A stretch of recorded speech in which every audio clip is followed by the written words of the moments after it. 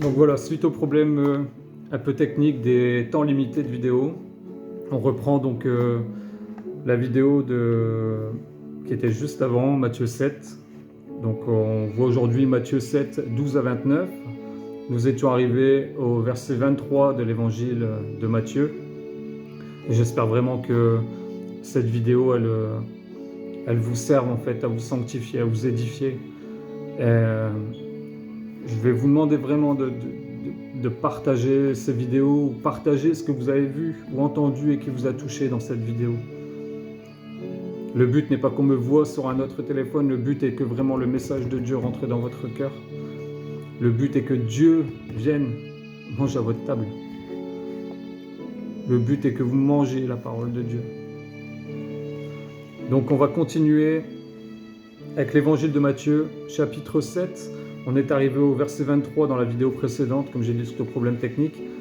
Et on va arriver donc maintenant Matthieu 7, 24 à 27, qui nous dit, donc Matthieu chapitre 7, 24 à 27, « Ainsi, tout homme qui entend les paroles que je viens de dire et les met en pratique peut être comparé à un homme avisé qui a bâti sa maison sur le roc.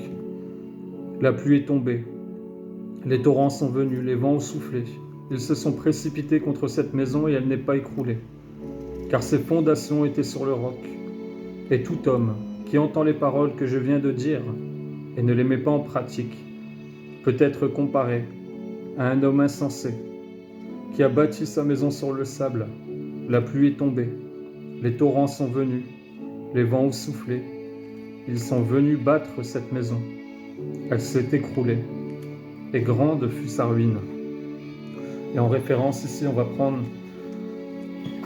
l'épître de Jacques, chapitre 1, versets 25 à 27. Donc Jacques, chapitre 1, versets 25 à 27. « Voici au contraire un homme qui scrute la loi parfaite, qui donne la liberté. Il lui demeure fidèlement attaché. Et au lieu de l'oublier, après l'avoir entendu, il y conforme ses actes. Cet homme sera heureux dans tout ce qu'il fait.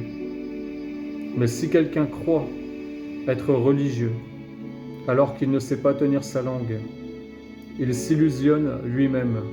Sa religion ne vaut rien. La religion authentique et pure aux yeux de Dieu le Père consiste à aider les orphelins, la veuve, le pauvre, l'étranger, dans leur détresse, et à ne pas se laisser corrompre par ce monde. Voyez, la religion authentique et pure aux yeux de Dieu consiste à aider l'orphelin, la veuve, le pauvre, l'étranger. Soyons présents pour les gens qui souffrent. Au fil des siècles, il y a eu des milliers d'associations catholiques, on va dire, ou peu importe, mais quand on voit ce que l'abbé Pierre a fait en 54, si vous avez l'occasion même de regarder ce film, qui se nomme Hiver 54, vous verrez combien l'abbé Pierre s'est battu. Nous, on le voit aujourd'hui en tant que vieil homme, maintenant en paix à son âme, mais en tant que vieil homme, sur les plateaux de télé, mais regardez en tant que jeune adulte, comment il s'est battu pour les sans-abri. Comment il a souffert lui-même auprès des riches, auprès des politiques, auprès de son clergé, pour aider les pauvres d'après-guerre. Regardez ce que, par exemple, Mère Teresa a fait au Liban, lors d'un bombardement d'immeubles. Elle a couru dans cet immeuble qui venait d'être bombardé, et passé entre les balles avec un enfant dans ses bras. Il y a des milliers d'exemples de croyants qui ont fait des choses magnifiques. Prenez-les en exemple. Prenez le Christ en exemple. Regardez ce que le Christ avait mis en eux. Et faites de même, soyez les imitateurs. Mais ayez votre propre personnalité dans la foi.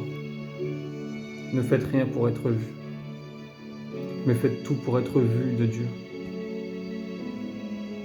Et non pas que Dieu vous voit comme quelqu'un de bien, Que Dieu vous voit sincère de cœur dans vos actions. Faites tout avec le cœur pour Dieu. Faites tout. Si on ne met pas de cœur à faire quelque chose, quand on fait un plat pour nos proches, si on ne met pas de cœur à faire le plat sera fade. On aura beau avoir tous les ingrédients, le plat sera fade. Mais si on aime servir nos proches, on va faire un plat qui va être succulent. Ça va être le meilleur des plats, on peut être le meilleur cuistot. Même Philippe Etchebest pourrait retourner sa toque avec un peu d'humour. Mais faites tout avec le cœur. La Bible, elle nous parle du cœur. Tout le temps. C'est du cœur que sortent les mauvaises choses. Mais les bonnes actions, faites-le avec le cœur. C'est là que Dieu nous parle. Il te parle au cœur. L'Esprit de Dieu vient parler à ton cœur. Il vient parler à ton âme. Faites tout votre possible pour rentrer dans le chemin étroit, comme j'ai dit. Ne soyez pas ce meuble qui passe pas la porte. Ne soyez pas cet athlète qui tombe devant la ligne d'arrivée. La Bible, elle dit, les premiers seront les derniers seront les premiers. Prenez tant d'exemples, même si ta vie, elle a été un échec. Jusqu'à cet instant, même si la dépression te déborde, même si les soucis de la vie t'environnent, même si tu as fait plein de choses qui ne sont pas belles aux yeux du monde et aux yeux de Dieu, abandonne-les, reviens à Dieu. Relis Isaïe 55, verset 6. Relis tous ces passages que je viens de dire. Et n'oublie pas une chose, Dieu reprend celui qu'il aime. Il reprend celui qu'il aime. Quand Dieu te reprend, la correction, des fois, elle fait mal au cœur. On est dans une tristesse énorme. Et cette tristesse de Dieu est là pour nous relever. Et quand il nous relève, sa main est posée sur notre épaule.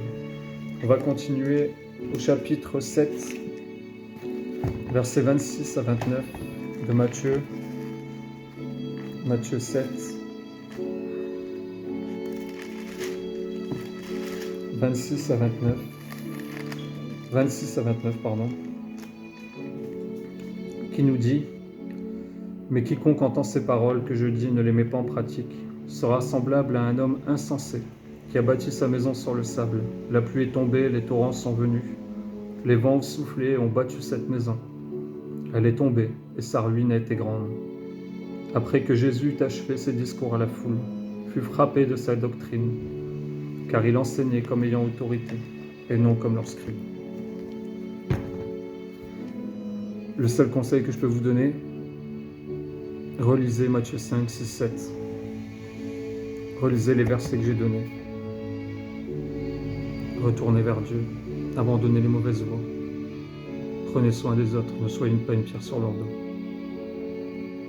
Je vous souhaite d'être bénis, de méditer la parole et que votre relation avec Dieu grandisse, mais énormément. Peu importe qui tu es, à travers cette vidéo, ouvre la porte de ton cœur à Dieu. Amen.